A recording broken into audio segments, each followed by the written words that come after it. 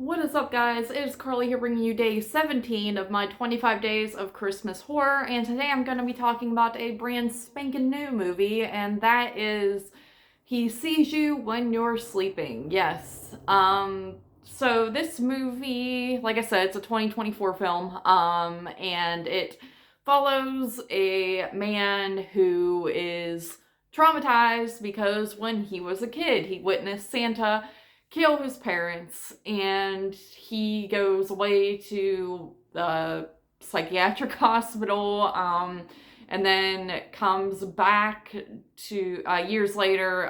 His family, they have a mansion, they were pretty well off. He comes back to that mansion to kind of put the past away and also spend Christmas with his asshole-ish rich family. Sound familiar? Yeah, I just said this in the last review for the mean one. I've come to find this is a common trait with these Christmas horror movies. Is a kid experiences trauma. It's usually Santa or someone else murdering their whole family on Christmas or Christmas Eve, and then it fast forwards to years later when they're an adult trying to either face their fears or becoming the killer themselves. Yeah, so you have another plot kind of like that. This movie was weird. It was weird because it was a period piece. It's set in 1980. Of course, the beginning of the film, I believe it's supposed to be 17 years prior to 1980, and when the kid, has this horrible thing happen. And the beginning of the film looks like the decor and the way like the father is dressed and stuff like that looks like it's from the 1800s instead of, what would that be, like 1960 or yeah, the 1960s is when it's supposed to take place. So right off the bat I was like, this is like, what, like, are they trying to be a period piece, or are they I literally thought like the characters in the film may have been dressed up for, like, maybe they did like a pageant or something, and then they're coming home from it because it's nighttime and stuff, and they're putting the kid to bed. But I'm like, no, that's just how they're dressed. So it's like, okay, that's weird. Flash forward to, of course, 1980, and you have your main character who looks like dressed in period clothing, but it also looks like, again, the wrong period. Like, it feels like he's supposed to be in the 60s or 40s now rather than 1980. But besides that, you also have all the surrounding characters dressed super modern, especially the hair. Like, their hair all looks like mine, like straight or just done up in a way, in a modern day 2024 way. And obviously 1980, people had like more curly hair. That's when that became a thing. It was just more, there was more style behind it, where it looks like plain, and then their clothes all look pretty modern as well. But the movie's also still trying to like put like knickknacks and like old-fashioned lamps and stuff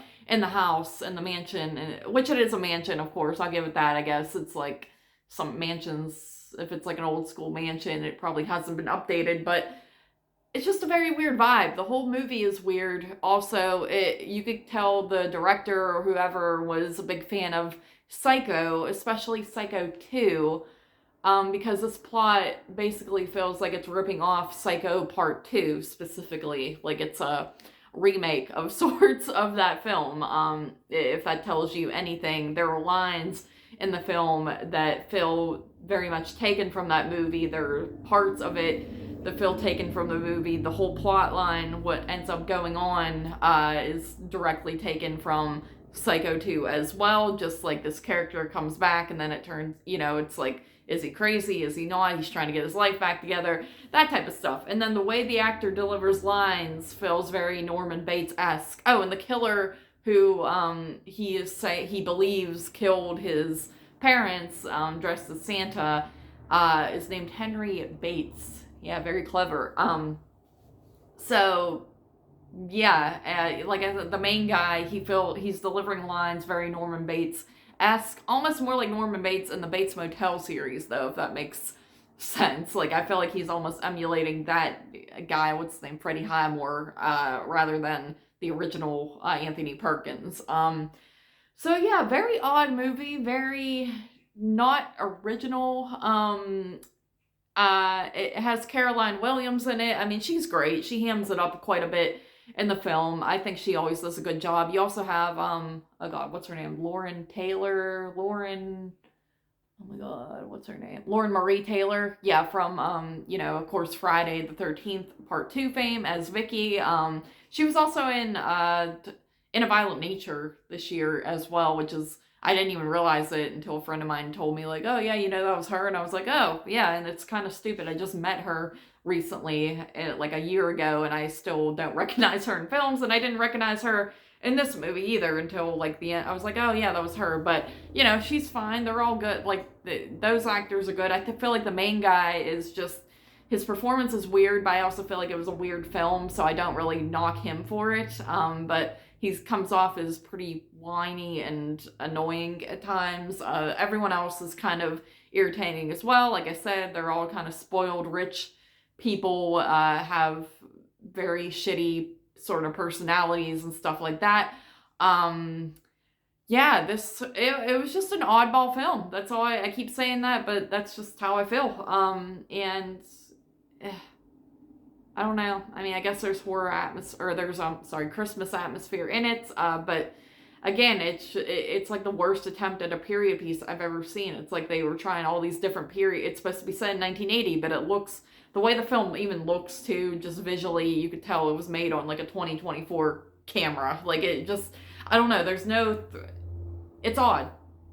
It feels like if I tried to make a throwback movie myself right now with just what I have in my house, and I'm like, okay, let's call it a day. Yeah, so I don't even know what to rate this one. I feel like, I don't know.